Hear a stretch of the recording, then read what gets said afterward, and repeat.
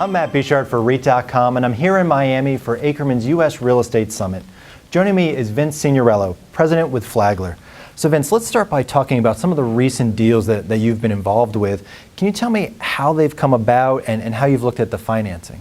Matt, as we explore alternatives within our own portfolio, we are constantly in discussions with capital providers, the capital markets, et cetera, trying to gain a better understanding of where valuation might be, et cetera.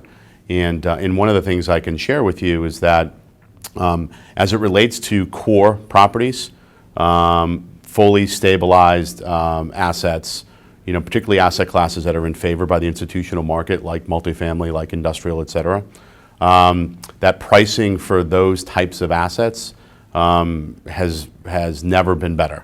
And the appetite from core capital sources is tremendous, and from a relative value perspective, they are very eager to make large capital investments in stabilized assets.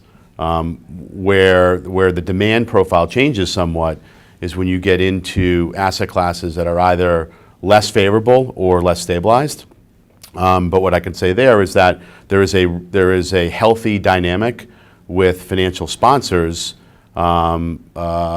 who are interested in making large macro bets on those types of assets. And here at this event, we were on a panel that looked at the recovery in the commercial real estate sector, and this was your second year on the panel. Last year, you said that we would start to see a real recovery when things start to trade. What's the progress on that? I think there's been very moderate progress, because when I make comments like things need to start to trade, I'm not referring only to the large CBD assets in Boston and New York and Washington, D.C. You need to see the 5-story office building or the strip retail center.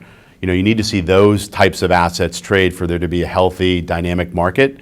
And there's been a very limited amount of those types of transactions. And looking specifically at Flagler's core markets of office and industrial here in Florida, how are fundamentals there? I mean, the fundamentals in the industrial market are tremendous, and we've seen net rents rise as much as 20%, over the last 12 months or so, and the demand profile is as strong as I've been involved with the company, which now is about 4 years. So we've seen most of the large blocks of space within the market consumed. And that has triggered a development cycle now in South Florida. The office sector is not so much. The office in Florida, with certain exceptions, is largely a suburban market. So there are exceptions in Fort Lauderdale and in Miami and in Boca Raton and in Orlando, but though there are some real CBDs there, but generally speaking, it's a suburban office market, and that suburban office market is very much tied to job growth and businesses actually committing capital. And that capital commitment is what triggers people or companies, hiring individuals. And that is still very much in an early stage of recovery. So while I'm optimistic, and it's great to see that there's no further deterioration in that market, the fact of the matter is that we're only just coming off the bottom and trending upward. But the good news is that we're trending upward. Great. Vince, thank you so much for joining us. You're welcome. Thanks, Matt. For more on this and other news and analysis, be sure to visit REIT.com.